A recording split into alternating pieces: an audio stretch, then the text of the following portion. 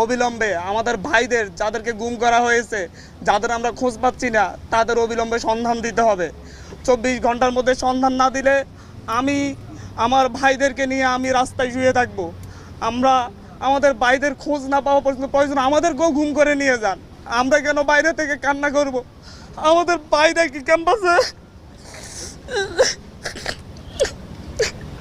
কান্না জড়িত অবস্থা নিয়ে আমরা এখানে হাজির হয়েছি।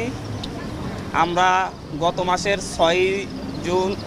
6 তারিখে 6 জুন হাইকোর্টের একটা রায়ের পরিপ্রেক্ষিতে বাংলাদেশের শিক্ষার্থীদের বিরুদ্ধে যে কোটা বৈষম্য চলে আসতেছিল, সেই বৈষম্যের বিরুদ্ধে ছাত্ররা খুবই শান্তিপূর্ণভাবে দীর্ঘ সময় ধরে আন্দোলন করে আসছিলাম।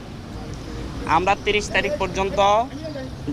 জুন পর্যন্ত সরকারকে আলটিমেটাম দিয়েছিলাম যে অতি দ্রুত যেন